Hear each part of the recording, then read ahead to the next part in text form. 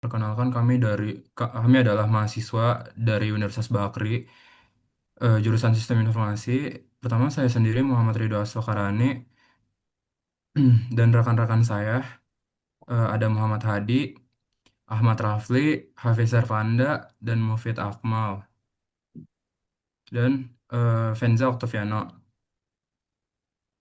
Kemudian pertama-tama kami ingin mengucapkan terima kasih yang sebesar-besarnya atas waktu dan kesediaan Bapak untuk berbagi informasi dengan kami di tengah kesibukan Bapak. Kami sangat mengapresiasinya. Tujuan dari wawancara ini adalah untuk memenuhi tugas mata kuliah informasi dan proses bisnis, di mana kami ingin memahami lebih dalam mengenai proses distribusi batu bara yang dilakukan oleh perusahaan sebesar PT Bukit Asam. Baik, terima kasih Bapak. Sebelum kita masuk ke pertanyaan utama untuk memberikan kami konteks yang lebih baik, bolehkah Bapak sedikit menjelaskan peran atau posisi Bapak di PT Bukit Asam, khususnya yang berkaitan dengan proses distribusi?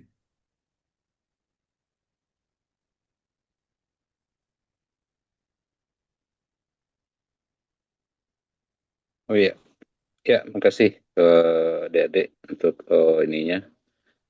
Saya di Bukit Asam sebagai senior distribusi. Jadi ini apa nih yang mau dibahas di sini untuk tugas mata kuliahnya nih? Kami diminta untuk menjelaskan proses dalam suatu bisnis. Di sini kami memilih proses dalam distribusinya, Bapak. Oke, ya seperti diketahui Bukit Asam itu adalah tambang yang bergerak di pertambangan batu bara. Jadi distribusi yang mana kalau Bukit Asam posisi tambangnya kan di daerah Sumatera Selatan, di tepatnya di Tanjung Enim. Jadi untuk pendistribusian batu baranya dari tambang sampai ke pembeli itu eh, ada beberapa proses. Yang pertama itu di penambangan batu baranya. Setelah ditambang nanti akan ditransport ke stockpile, namanya istilahnya bagi orang-orang PTBA livestock. Nanti dari livestock akan ditransfer lagi ke kereta api. Setelah dari kereta api, maka batu bara akan dibawa ke pelabuhan yang mana di PTBA mempunyai dua pelabuhan. Yang pertama di Palembang dan yang kedua di Lampung.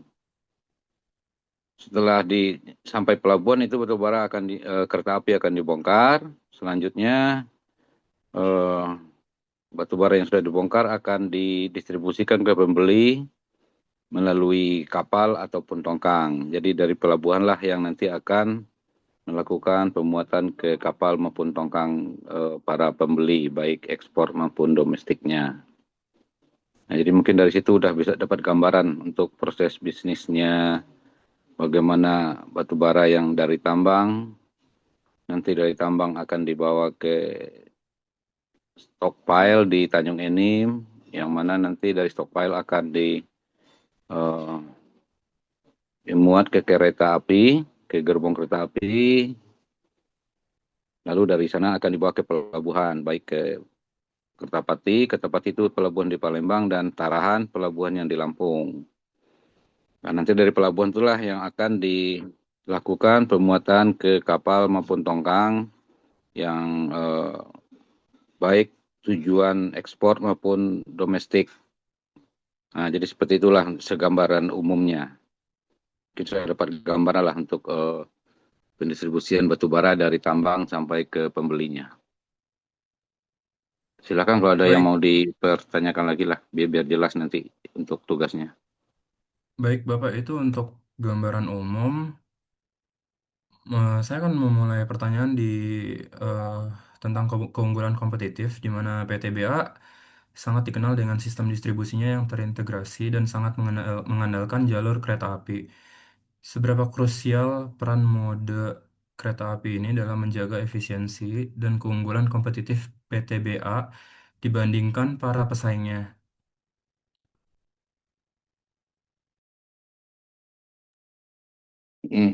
Kalau justru PTBA ini kalau kereta api itu justru bukan keunggulan ya.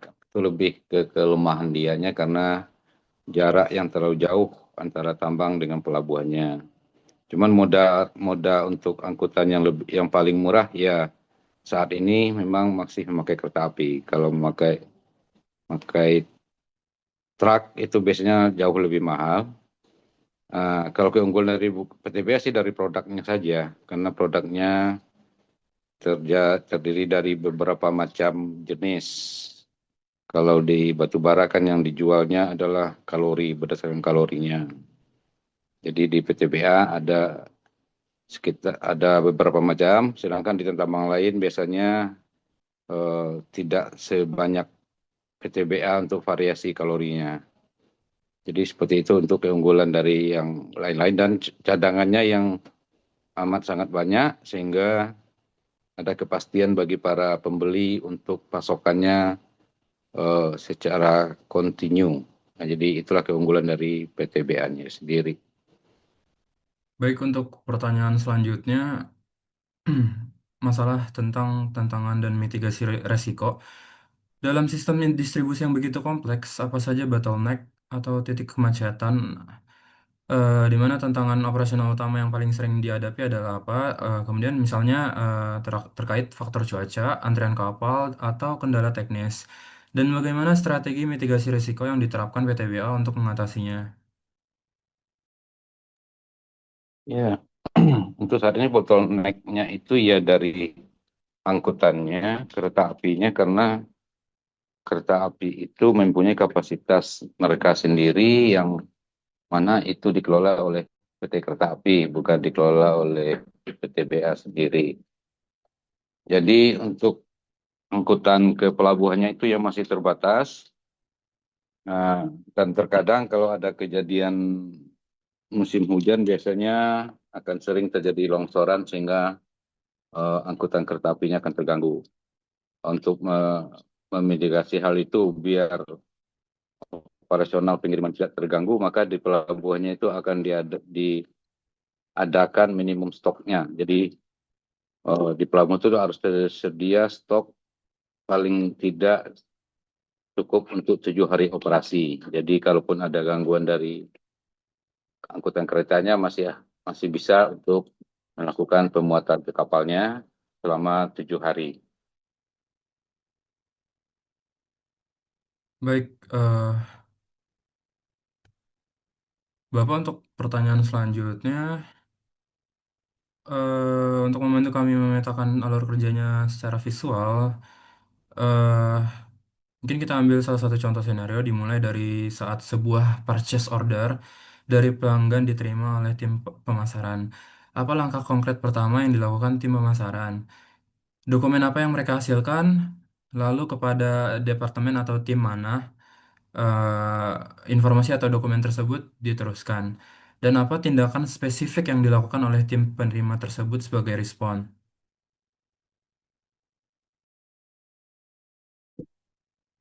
Ya, untuk alurnya pembeli biasanya kalau ada pembeli yang tertarik untuk melakukan bisnis dengan PTBA akan mengirimkan surat surat permintaan atau surat ketertarikan kepada PTBA dengan mencantumkan nama perusahaan dan kebutuhan dan batu bara yang dia butuhkan sesuai spek-spek yang dia butuhkan. Nanti akan tim salesnya akan melakukan koordinasi dengan pembeli dan melakukan nego-nego terkait harga. Kalau setelah deal masalah harga dan spek, maka selanjutnya akan dibikinlah kontrak. Nah, setelah ada kontrak baru dilakukan pendistribusian batu bara untuk pembeli tersebut. Jadi sebenarnya kalau udah ada kontrak baru bisa dilakukan untuk pengiriman batu baranya.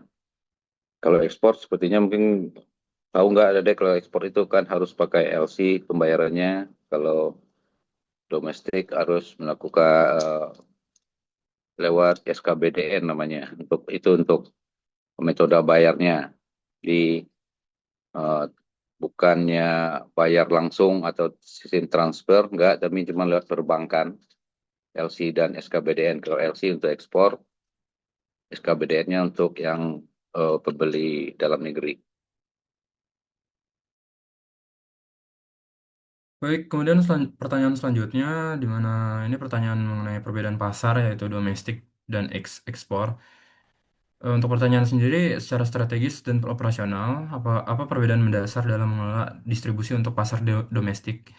Misalnya ke PLTU di Jawa Bali dibandingkan dengan pasar ekspor, misalnya ke beberapa negara terdekat, terutama dari segi moda transportasi, dokumentasi, dan koordinasi.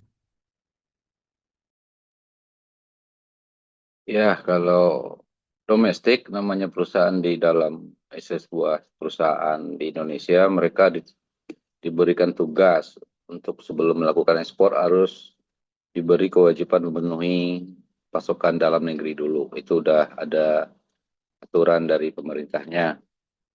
Kalau setelah pasokan dalam negeri yang ditugaskan oleh pemerintah terpenuhi, baru sisanya boleh diekspor.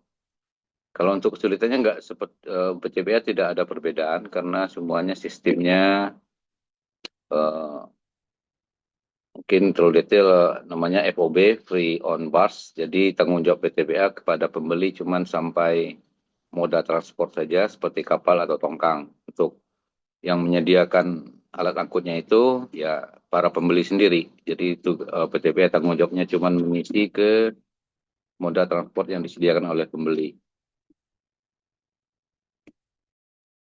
Ya baik, untuk pertanyaan selanjutnya, Bapak, ini pertanyaan tentang teknologi dan inovasinya. Untuk pertanyaan sendiri ini, sejauh mana PTBA telah mengadopsi teknologi digital seperti real-time tracking untuk kereta kapal, kemudian supply chain management system, dan terakhir analitik data untuk mengoptimalkan visibilitas, efisiensi, dan pengambilan keputusan dalam proses distribusinya.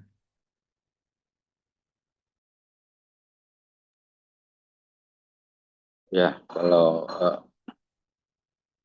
di PTBA untuk untuk pemonitoran kegiatan yang ada di supply chain itu sudah menggunakan GPS sehingga semua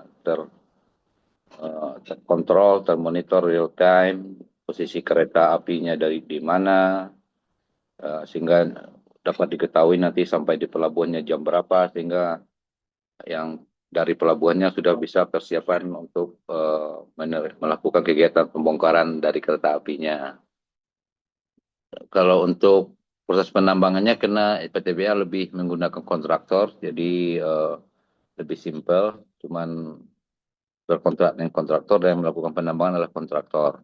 Kalau untuk pengapalan memang tidak ada karena kapal itu bukan tanggung jawabannya PTBA, cuman memang tanggung jawab daripada pembeli itu sendiri.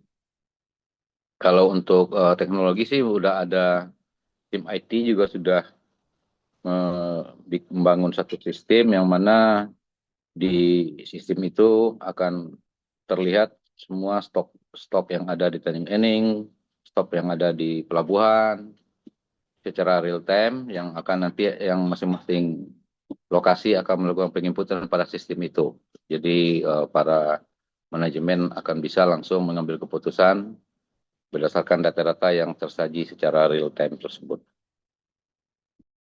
Baik, Bapak. Mungkin untuk pertanyaan terakhir, tadi kan Bapak sudah membicarakan tentang pengirimannya. Kayak contoh PT KAI yang menangani pengiriman lewat kereta api, kemudian juga mungkin perusahaan eksternal untuk pengiriman lewat tongkang dan kapal. Nah, untuk pertanyaan sendiri, eh, proses distribusi ini pasti melibatkan banyak mitra eksternal ya, seperti yang saya bilang tadi, PT KAI, perusahaan pelayaran, dan otoritas pelabuhan sebagai tambahan. Eh, Bagaimana PTBA membangun dan mengelola koordinasi serta kolaborasi dengan para mitra ini untuk menciptakan rantai pasok yang sinkron dan solid?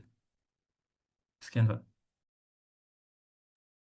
Ya, kalau dalam eh, pekerjaan pendistribusi batu bara memang perlu berhubungan dengan bermacam stakeholder, baik dari pemerintahan maupun dari pihak-pihak swasta, karena untuk eh, terutama untuk pengapalan, untuk ekspor, itu akan bersentuhan kita untuk izin-izinnya, regulatornya akan berhubungan dengan bea cukai, dengan perdagangan, lalu nanti dengan KSOP.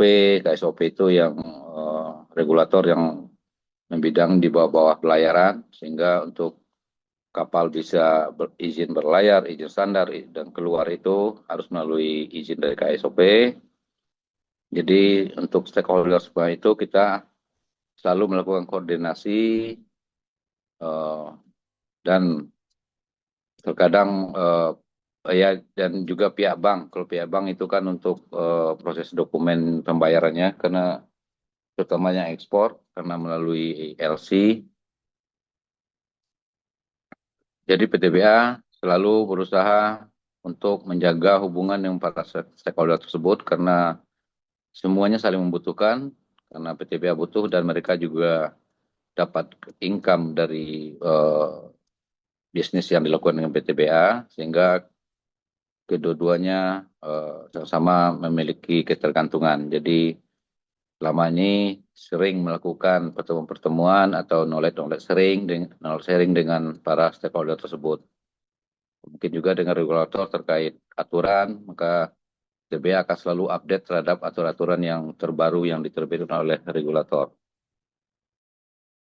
Baik, mungkin sekian eh, wawancara kita di sini, Bapak. Baik Bapak, Diki Armadia, informasi yang Bapak berikan sangat detail dan luar biasa mencerahkan bagi kami. Wawasan ini akan sangat membantu kami dalam menyelesaikan tugas dan memahami dunia industri secara nyata.